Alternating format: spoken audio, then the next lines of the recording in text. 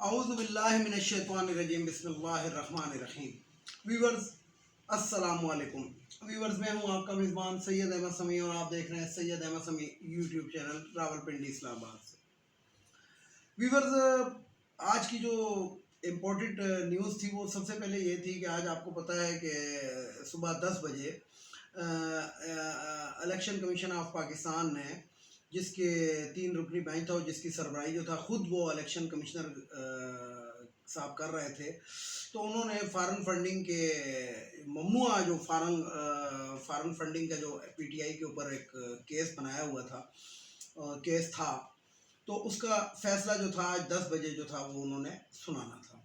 بہرحال حسب روایت پاکستان میں تو مولوی بھی صحیح ٹائم پہ کبھی جماعت نہیں کھڑی کرتے، تو یہ دوسرے محکمے جو ہیں کیا دیکھیں گے کسی ٹائم کو. تو بہرحال 10 بجے کے کافی دیر کے بعد وہ فیصلہ جو تھا وہ سنایا گیا.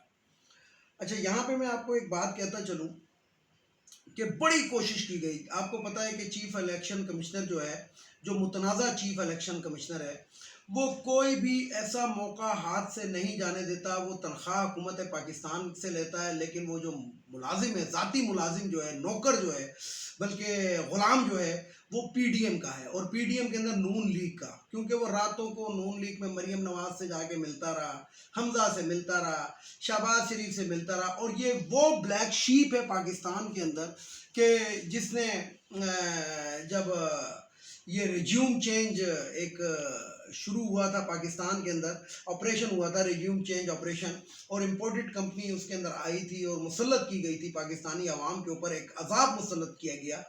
تو اس وقت جو تھا سپریم کورٹ نے باقاعدہ پوچھا کہ کیونکہ عمران خان اس سے پہلے اسمبلی ڈیزالو کر چکا تھا اور صدر پاکستان کو ایڈوائس بھیج چکا تھا، تو جب اس شخص کو بلایا گیا کہ ہاں جی آپ یہ بتائیں کہ اگر 2 مہینے میں 3 مہینے میں ہم الیکشن کے اوپر کوئی بات وہ کر لیں، تو اس نے کہا میں الیکشن کے لیے ہم تیار ہی نہیں ہیں. اب اس بندے سے بندہ یہ پوچھے کہ تم 5 سال یا 4 سال یا 3 سال ہو گئے تمہیں حکومت پاکستان کے خزانے سے بھاری تنخواہیں، بھاری ٹی اے ڈی اے، بھاری ہر چیز تم وصول کرتے ہو، اور تمہارا کام صرف کیا ہے کہ الیکشن کروانا، اور تو اسی کے لیے تیار نہیں تھا. تو میرا خیال ہے سپریم کورٹ کو اسی وقت اس کو فارغ کر دینا چاہیے تھا. یعنی کہ ایک نائل شخص ہے نا کہ جو جس کام کے لیے آپ کو بٹھایا آپ وہ کر ہی نہیں سکتے ہیں، بے شک شارٹ نوٹس کے اوپر. دیکھیں میں آپ کو اس کی ایک مثال دیتا ہوں کہ ایک ہوتا ہے شارٹ نوٹس، ایک ہوتا ہے لانگ وہ. ہر محکمہ، یعنی کہ پاکستان آرمی کی ہم مثال لے لیتے ہیں، باقی چھوڑیں کیونکہ آج کل آرمی بہت زیر بحث ہے. پاکستان آرمی کے اندر جس طرح یہ سیلاب یا کوئی زلزلہ آتا ہے تو وہ اسی وقت اٹھ کے شارٹ نوٹس کے اوپر وہ جاتے ہیں. کہ آرمی چیف یہ کہہ سکتا ہے کہ نہیں جی میں اس چیز کے لیے تیار نہیں. لیکن یہ جو سول بیوروکریسی ہے، یہ جس کو بلیڈی سویلینز کہتے ہیں، یہ جو فوج کی زبان کے اندر، میں نے اکثر فلموں کے اندر دیکھا ہے کہ فوجی جو ہوتے ہیں، جو افسران ہوتے ہیں، وہ ایسے لوگوں کو بلیڈی سویلینز کہتے ہیں. بلیڈی ایسے لوگوں کو، ہر ایک کو نہیں، ایسے لوگوں کو. تو یہ جو بلیڈی سویلین چیف الیکشن کمشنر تھا، اس نے ادھر عدالت میں جا کے کہا کہ میں اس چیز کے لیے تیار نہیں ہوں. ای وی ایم کی اس نے بھرپور مخالفت کی کہ اس میں اگر ایلفی ڈل گئی تو وہ کام نہیں ہوگا. ایلفی کا کیا کام ہے؟ کوئی الیکشن کے اندر جیب میں لے کے جائے اور باہر کھڑا ہوا کس لیے؟ تمہارا عملہ چیک کر کے بھیجے نا. اس طرح تو پستول سے بھی تو ہو سکتا ہے کہ بندہ پستول لے کے جائے اور فائر کر دے، لیکن پستول کا لفظ نہیں. اس نے انتہائی شاطر قسم کا جو شخص ہے. بہرحال بات بتانے کی یہ کہ ایسے ویڈیو دوسری طرف چلی جائے گی کہ الیکشن کمشنر کو اگر پی ٹی آئی کے اس اکاؤنٹ کے اندر یہ جو فارن فنڈنگ کا کیس تھا، جو فارن فنڈنگ سے اڑ کر اب ممنوع فنڈنگ بن گیا ہے، تو اگر اس کو ذرا سا بھی کچھ نظر آتا تو یقین جانیں کہ یہ پی ٹی آئی کو ڈسکوالیفائی کرنے اور عمران خان کو نااہل کرنے میں کوئی 1 سیکنڈ کی دیر نہ لگاتا. اکبر ایس بابر نام کا ایک جسے کہتے ہیں کہ لے پالک انہوں نے آگے کیا ہوا تھا. کب سے کیا ہوتا ہے؟ یہ وہی لوگ ہوتے ہیں، یہ اسی طرح کے لوگ ہوتے ہیں کہ جو پارٹی کے اندر کہتے ہیں کہ نہیں ہماری مانو، نہیں مانتے تو ہم تمہارے خلاف ہو جاتے ہیں. پاکستان تحریک انصاف کی تاریخ تو اس چیز سے بھری پڑی ہے. ایک وہ ملتان سے آگے کا بھی تھا، وہ جاوید ہاشمی، حالانکہ نائب صدر تھا، لیکن آپ کے سامنے ہے گا کہ مطلب بس اسی طریقے سے. ایک وہ جسٹس صاحب بھی تھے، صدر پاکستان کے عہدے کے لیے پی ٹی آئی کے ٹکٹ سے کھڑے ہوئے تھے، وجیہ الدین. لیکن نہیں جی. اور وجیہ الدین بھی میں آپ کو بتاؤں کہ کرپٹ ترین ججز کے اندر جج تھا. اگر وہ بندہ یہ کہے کہ نہیں جی تو وہ یہ وہی جج تھا جو کہتا تھا ججز کو بھی گرفتار کیا جا سکتا ہے کیا. یعنی کہ اس نے باقاعدہ ٹی وی پہ بیٹھ کے کہا تھا کہ ججز ہر چیز سے ممبراں ہیں, قتل بھی کر دیں ان کو گرفتار نہیں کیا جا سکتا. تو جن کی سوچیں یہ ہوں. تو اسی طریقے سے یہ جو اکبر ایس بابر نام کا ایک پاگل تھا, اس نے جناب اس کو انہی لوگوں نے آگے کیا 8 سال پہلے, اور جناب وہ کیس چلتا رہا اور 4 سال یعنی کہ دیکھیں 5 سال بیچ میں ان کی حکومت رہی ہے نون لیگ کی, لیکن اس کے اندر سے کوئی چیز برآمد نہیں ہو سکی. حالانکہ عمران خان نے تو نون لیگ کے دور میں ہی دھرنے شرنے دیے تھے, نہیں برآمد ہو سکی. تو پھر یہ شاہد خاقان عباسی کا ٹولہ ایک جاتا ہے, امپورٹڈ کا ایک ٹولہ جاتا ہے اور چیف الیکشن کمشنر کے اوپر دباؤ ڈالتا ہے کہ جناب اس کا فارن فنڈنگ کا فیصلہ آپ فوراً سنائیں. جب یہ پنجاب کے اندر حکومت چینج ہوتی ہے اور وہ جو ریجیوم چینج کا جو بیانیہ تھا وہ پٹتا ہے, تو اس کے بعد یہ سارے کے سارے جاتے ہیں. اور وہ جو ہمارا کرائم منسٹر ہے شہباز شریف, وہ بھی جناب کہتا ہے کہ فارن فنڈنگ کا فوراً فیصلہ کریں. تو مجبوری کے عالم میں وہ فیصلہ اس کو کرنا پڑا, اور وہ فیصلہ کیا کہ جو مجھے جو لگتا ہے, جو یہ تجزیہ نگار سارے کہہ رہے ہیں کہ یہ ہو سکتا ہے کہ یہ فیصلہ اس کا ہو ہی نہیں, اس کو لکھ کر دیا گیا ہو, کیونکہ اس فیصلے کے اندر بہت زیادہ غلطی ہیں. کوئی بھی ایسا شخص جو قانون کو جانتا ہو وہ اس طرح کا فیصلہ نہیں لکھتا ہے. ایک طرف آپ شوکاز کر رہے ہیں اور دوسری طرف آپ کہہ رہے ہیں کہ جناب فلانی چیز غلط ہے, تو وہ تو آپ ڈیسائیڈ کر چکے, تو پھر آپ کو شوکاز کرنے کی کیا ضرورت ہے.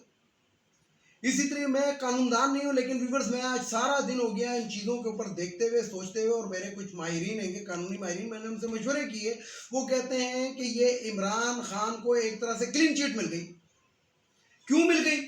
اب جو دوسرے تیسرے جو جس طریقے سے ابھی کوئی 10 منٹ پہلے 20 منٹ پہلے آدھا گھنٹہ پہلے درخواستیں اب آنا شروع ہو جائیں گی کہ جناب ان کو نااہل کیا جائے, تو ان درخواستوں پہ کوئی بھی کان نہیں دھرتا. اور نہ اگر ایک درخواست یہ آ رہی ہے کہ نااہل کیا جائے تو 12 کروڑ کا صوبہ پنجاب, اور جسے کہتے ہیں ایک زبردست قسم کا صوبہ خیبر پختونخوا, زبردست سے میری مراد ہے کہ آپ جانتے ہیں کہ بہت ہی حساس صوبہ ہے, اس کے عوام اس شخص کے اوپر اعتماد نہیں کرتے. انہوں نے اپنی اسمبلیوں میں بل پاس کرا دیا ہے, تو تم ایک شخص کے کہنے کے اوپر کسی کو نااہل قرار کر دو, تو ادھر تو 20 کروڑ عوام تمہیں کہہ رہی ہے کہ دفع ہو جاؤ, نکلو یہاں سے. تو آپ اس سے اندازہ لگائیں کہ بہرحال جو حکومتی بینچ تھے انہوں نے ذرا سی خوشیاں منائی, لیکن میں پھر وہی والی بات کروں گا کہ نون لیگ میں بہت ہی زبردست قسم کی ایک بات ہے کہ وہ مٹھائی وقت سے پہلے کھاتے ہیں اور جوتے ٹائم پر کھاتے ہیں. جب ان کو پتہ لگا کہ یہ تو کچھ بھی نہیں ہوا بلکہ الٹا جو ہے اس کو کلین چٹ مل گئی عمران خان کو, اور وہ یہ سپریم کورٹ میں جا کے وہ اس چیز کو بھی اڑا کر رکھ دے گا, کیونکہ میں آپ کو کسی وقت تفصیلی ایک ویڈیو بتاؤں گا. یہ فیصلہ میرے پاس موجود ہے, یہ 65 صفحوں کا جو الیکشن کمیشن کا فیصلہ ہے جو تضاد سے بھرا پڑا ہے. اس میں ایک تضاد تو میں آپ کو ادھر ہی بتا دوں کہ 13ویں نمبر پہ, یعنی کہ جو پیراگراف نمبر 13 ہے, جو لسٹ انہوں نے دی ہے کہ ان لوگوں سے انہوں نے ممنوع فنڈنگ لی ہے, اس میں جو 13واں نمبر ہے وہ ایک پاکستانی فرم کا نمبر لکھا ہوا ہے, نام لکھا ہوا ہے. کوئی کاٹن کی کوئی فیکٹری ہے, مطلب کاٹن کے کپڑے شپڑے بناتی ہے. اور دوسری چیز یہ کہ ایک تھائی لینڈ کا ایک شخص ہے گا جو پاکستانی ہے, اس نے جناب عمران خان کو $1,25,000 دیے تھے. تو انہوں نے کیا کیا کہ اس کی, لیکن وہ جو پے کیے تھے وہ اس کی بیوی کا اور اس کا جوائنٹ اکاؤنٹ تھا, بیوی فارنر تھی. تو انہوں نے, حالانکہ وہ تو اس شخص نے دیے, اس کا نام موجود ہے, بیوی کا اور اس کا جوائنٹ اکاؤنٹ ہے, تو انہوں نے کیا کیا کہ وہ جو 1,25,000 تھے اس کے اندر سے $62,000 جو تھے وہ شوہر کے نام پہ کر دیے, اور 62,500 بیوی کے, بیوی فارنر تھی. تو ایسے بہت لوگ ہیں گے کہ جن کی بیوی فارنرز ہیں, تو وہ, لیکن پاکستان کا تو ایک رواج ہے کہ یہاں پہ شوہر کے نام سے سب کچھ چلتا ہے, شوہر سب کچھ کرتا دھرتا ہے, بیوی کے شناختی کارڈ پہ بھی ایون کے شوہر کا نام آ جاتا ہے. تو یہ ایسے احمقانہ فیصلہ اس نے لکھا, اس جاہل شخص نے, اس شخص نے جس کو عوام ریجیکٹ کر رہی ہے, جس کے اوپر عوام اعتماد کرنے کے لیے تیار نہیں ہے. تو بہرحال بات یہ ہے کہ بہت کوششوں کے بعد, یعنی کہ پھونکوں سے یہ چراغ بجھایا نہ جائے گا. عمران خان ایک حقیقت ہے جس کے پیچھے پاکستان کے 22 کروڑ عوام کھڑے ہیں. جتنی جلدی یہ سمجھ لیں, امپورٹڈ سمجھ لیں, اور یہ جو کمپنی یہ سمجھ لے, اور یہ جو یہ جسے کہتے ہیں کہ یہ جو امپورٹڈ ہم پہ مسلط ہیں یہ سمجھ لیں, چیف الیکشن کمشنر یہ سمجھ لے, اتنا ان کے لیے بہتر ہو. اگر یہ نہیں سمجھیں گے تو پاکستان کو، میں نے کل اپنی ویلاگ کے اندر کہا تھا کہ پاکستان بڑی تیزی سے دیوالیہ ہونے کی جانب بڑھ رہا ہے، اور یقین جانے کہ اگر پاکستان میں ایسے حالات ہوئے تو سری لنکا کے لوگ جو تھے نا وہ لڑاکا نہیں ہیں. میں خود سری لنکا گیا ہوں اور میں نے سری لنکن کے ساتھ میری دوستی ہے، ان کے نامی گرامی لوگوں کے ساتھ میری دوستی ہے. ان کا بہترین قسم کا جو سری لنکا کا نیشنل ریسلر ہے این کے جگت پیورتنا اس کا نام ہے، ہی از مائی بیسٹ فرینڈ. اسی طرح کا ایک ڈبلیو ڈی ٹیورین ہے گا، ان کا وہ میرا بہترین قسم کا دوست ہے. اور ڈبلیو ڈی ٹیورین کی جو بہن ہے گی وہ مس کولمبو تھی. تو مقصد میری اس لیول پہ سری لنکا میں دوستی ہے. تو وہ لوگ لڑنے بھیڑنے والے نہیں ہیں، تو اس لیے نہ وہ تشدد پسند نہیں ہے دوسرے الفاظ میں. لیکن پاکستان کے اندر اگر یہ پاکستان میں سری لنکا والی حالت آ گئی تو میں آپ کو بتاؤں کہ جنرل نجیب کو، جو افغانستان کا صدر تھا، طالبان نے اقوام متحدہ کے دفتر سے نکال کے پھانسی پہ لٹکایا تھا. ویڈیو کو لائک کریں، شیئر کریں، سبسکرائب کریں، بیل آئیکن کے بٹن کو ضرور دبائیں تاکہ میری نیکسٹ ویڈیو آپ کو مل سکے. اس کے ساتھ ہی اجازت چاہتا ہوں تمام دیکھنے والے سننے والوں کو. خدا حافظ. اور آخر میں وہی نعرہ، پاکستان زندہ باد.